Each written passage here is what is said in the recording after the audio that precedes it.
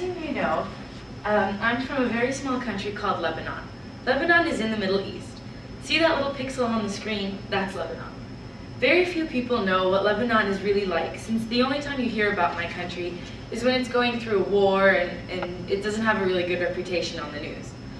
A lot of incidents back home kept me from pursuing an uninterrupted education, and so I flew over here about 4 months ago to go to college. And when people hear about my origin, they ask me some of the most ridiculous questions. You'd be surprised to know that more than one person had asked me if I go to school on a camel. I don't really blame these people, since probably the only things they see about my country are images of war, death, destruction, and devastation on the news.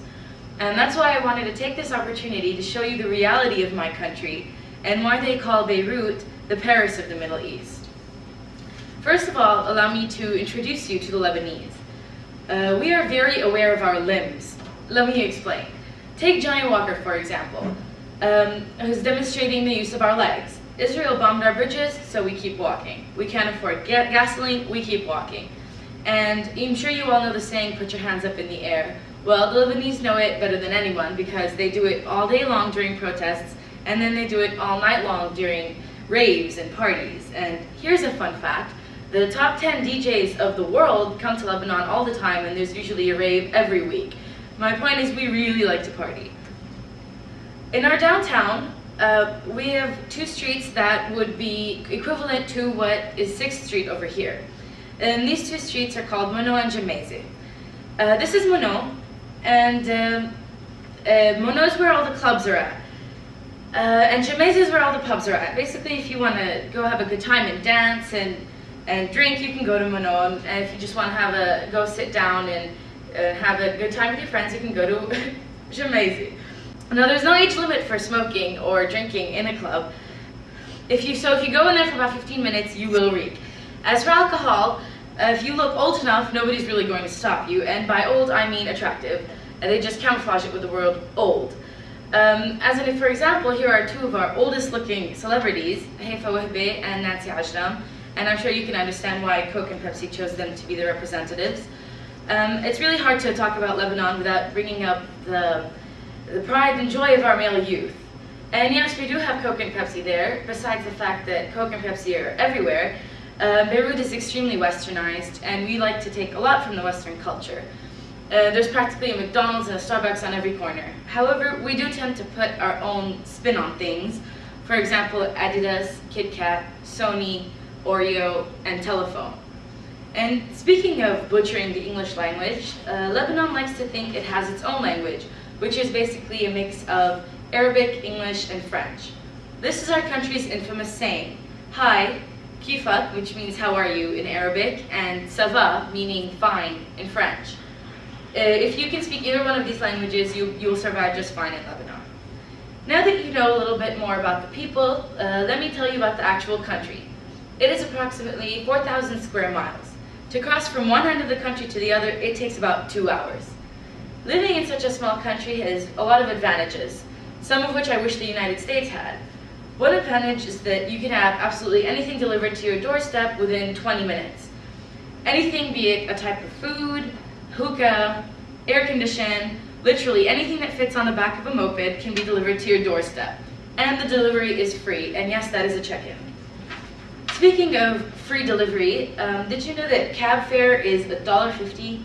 And that's how most students get around. We have a bus system, but it's not very trustworthy. The rest of the college students, the spoiled ones, go to school in Nice.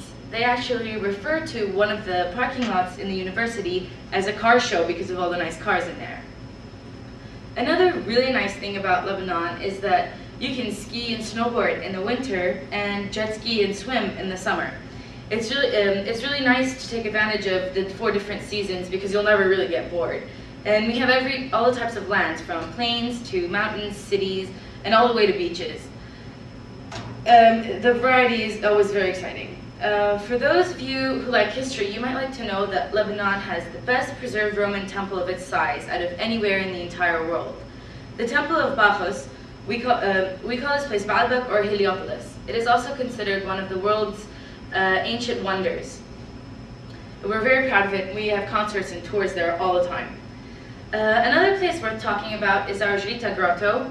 It's a beautiful limestone cave. It has 2 stories, and you can take a tour by foot or by boat anytime. And it's a candidate for the new 7 Wonders of Nature competition.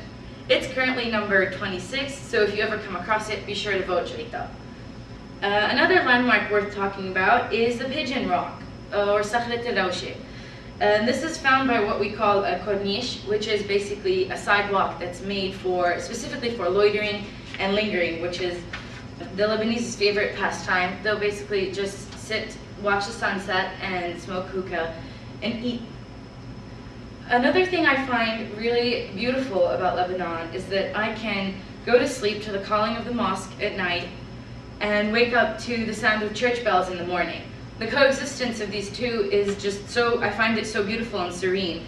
And it's only in the farther north or south that you have closed-mindedness and where you have conflict. Last but not least, the food. The traditional Lebanese meal is made of 4 courses, starting off with tabouleh and fattoush, which are salads, and then meza, which consists of kibbeh, stuffed grape leaves, hummus, and lebneh, or yogurt, and then the meat, which is chicken or beef, and finally the dessert. A lot of people find it hard to understand how a country with such political strife can be the greater love in so many people's lives. But I bet before I said this, you forgot about the wars that I had mentioned in the beginning. That's basically what the Lebanese do. They see their country and its people and they forget the wars. It's totally worth it. So if you get the chance to visit, I suggest you do. Thank you.